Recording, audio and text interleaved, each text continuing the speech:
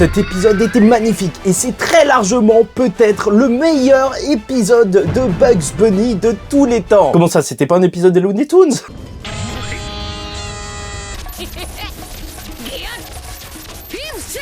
Mesdames et messieurs, ici Chage et on se retrouve aujourd'hui sur la chaîne Seria Chage, le phénix, moins de montage, mais toujours autant de passion pour parler de cet épisode 1071 de One Piece, un épisode qui marquera l'histoire de One Piece étant l'épisode du Gear 5 de Luffy et donc l'épisode de son éveil de fruit du démon en Itonomi modèle Nika, son réel fruit qui est un Zoan. Et encore une fois, je vous le rappelle, les Zoan, on nous l'avait dit au début de la série quand Luffy s'était battu face à Rob Lucci, sont les fruits les plus adapté à un combattant, parce que un combattant peut donc acquérir plus de force physique, une meilleure régénération, et là en plus, vu que c'est un fruit mythique, il a aussi le pouvoir du caoutchouc, son réel fruit, et déjà je tiens à le dire, voilà, déjà dès le départ, cet épisode était une réussite juste pour quelques points. Déjà, il était effrayant, le Luffy, ça c'est ce que j'en attendais, parce que c'était quand même sa transformation à son pic, comme il le dira, il avait l'air surpuissant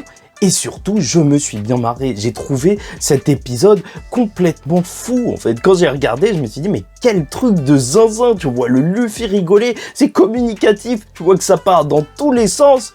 Et puis ouais, rien que ça en fait, le fait que cette transformation, elle ait pu me faire rire dans l'animé, bah c'est parfait. Ça, c'est juste parfait et c'est ce que Oda voulait transmettre. Donc pour moi, c'est une grosse réussite. Après, en fait, je vais pas te mentir, c'est pas forcément le meilleur épisode de One Piece que j'ai vu. L'épisode 1015, il reste quand même difficilement détrônable. Celui où Luffy passe entre Kaido et Big Mom, il faut dire qu'il était plutôt épique. Et c'est vrai qu'au niveau de l'animation, même si là, elle est généreuse, parce que oui, il y en a. En termes d'animation, ça bouge dans tous les sens, on a plein de styles différents, même au niveau de la direction artistique, des styles un petit peu plus peinture à certains moments, et aussi on va aller dans des endroits où on aura quand même de la 3D pour le Kaido. Je trouve que c'est pas forcément ultra réussi à ces moments-là, mais en termes d'animation pure, c'est limite. C'était trop généreux par moment, je vais pas te mentir. Donc, c'est vrai que c'est peut-être mon petit reproche à faire.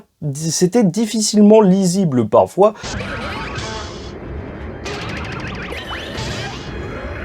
Genre là, le Luffy qui a renvoyé le beau brief de Kaido, bah, c'est vrai que si j'avais pas lu le manga, et même en l'ayant lu, bah, c'était assez compliqué à voir, mais je t'avoue, de toute façon, j'étais tellement heureux de voir cet épisode que je m'en foutais. Hein. Sur le moment, ça m'a pas du tout dérangé. C'est juste que j'ai pas compris ce qui se passait. J'ai juste regardé, je me suis dit, waouh, c'est juste génial. J'avais des étoiles plein les yeux. Bah, en même temps, ça bougeait, ça pétait de mille feux en voyant ce Luffy. Et donc, voilà. Après aussi en termes de rythme, et c'est ça qui fait un petit peu mal à l'épisode, parce que c'est aussi quelque chose qui était dans le manga, hein, tout le passage sur Komurasaki, donc qui est en réalité Iori et qui va mettre fin à la vie de notre très cher Orochi, sauf si on le déteste, et je pense que la plupart des gens le détestent, mais qui va se faire tuer par Kanjuro. C'est vrai que normalement c'est un passage qui peut un petit peu te sortir de l'action, surtout en animé, parce que je trouve que dans le manga, c'est vrai que c'est toi qui maîtrises ton propre rythme, ça fait que tu peux lire ça vite.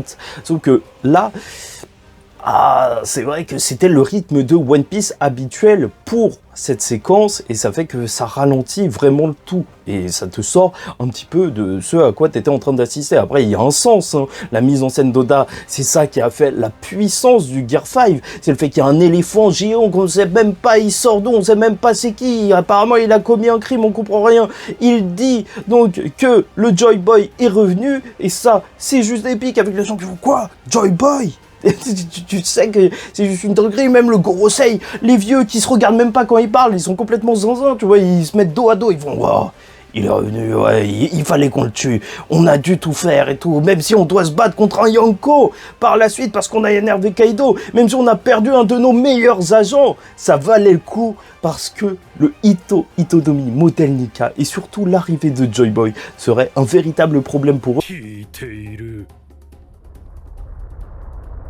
Oui, c'est pour ça que cette mise en scène elle marche avec ce passage donc sur Iori qui en plus sert aussi de libération et c'est tout le thème de l'épisode et donc tout le thème même du chapitre que Oda avait créé avec toute cette histoire d'un Wano qui était littéralement pris en otage par Orochi et ce Oden qui est mort quand même avec le sourire. Là on voit, il attendait l'aube et l'aube est arrivée. Donc c'est à la fois triste, à la fois ça te déconnecte un petit peu du Gear 5, mais en même temps c'est parfaitement dans le thème. Limite, en fait, je me demande s'ils auraient pas dû mettre une OST joyeuse à ce moment-là, et plutôt qu'une OST triste, pour montrer que c'était vraiment la libération, et créer une sorte de connexion plus facile avec le reste de l'épisode.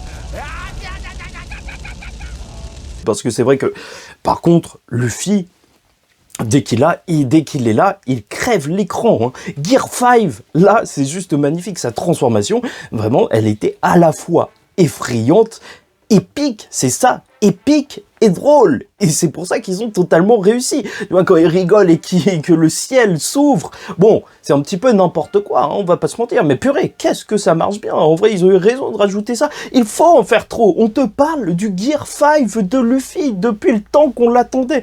Et dès qu'il va commencer à attaquer Kaido avec l'esprit cartoonesque, et ça, là, ils ont vraiment collé à ce que Oda attendait, à ce que Oda voulait faire du Gear 5, et c'est pour ça que même, tu vois, que tu as apprécié ou non, on doit reconnaître que c'est un épisode qui était bien animé, ils ont vraiment respecté l'œuvre et donc l'auteur, et ça fait que l'épisode est juste excellent. Voilà, même s'il y a un petit souci de rythme, même si par moments c'est difficile à lire, bah c'est juste ultra généreux.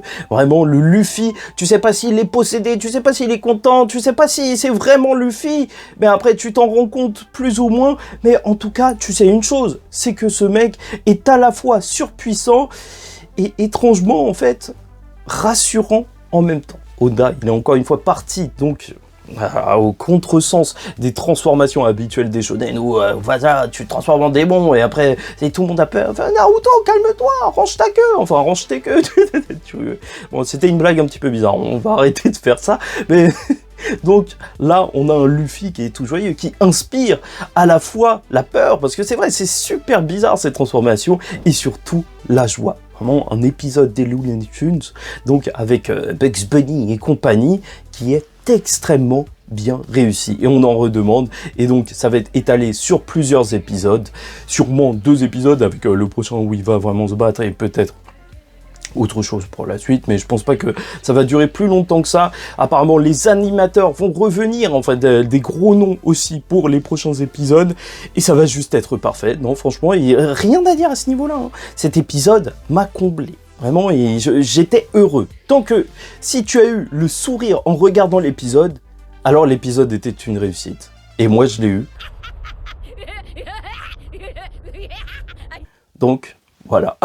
Absolument rien à dire. Ce n'est pas du tout un échec. Peut-être pas meilleur épisode pour moi, même si il se bat dans le top 3, hein, très largement, ou top 5, je sais pas. Mais oui, c'est un épisode qui a rempli ses promesses. Donc n'hésite pas à me dire ce que t'en penses en commentaire, liker ou disliker la vidéo si ça ne t'a pas plu, et t'abonner si tu n'es pas encore abonné, parce que je pense qu'on va parler aussi des prochains épisodes. Allez, en attendant la suite, je vous dis ciao tout le monde, et surtout paix sur vous.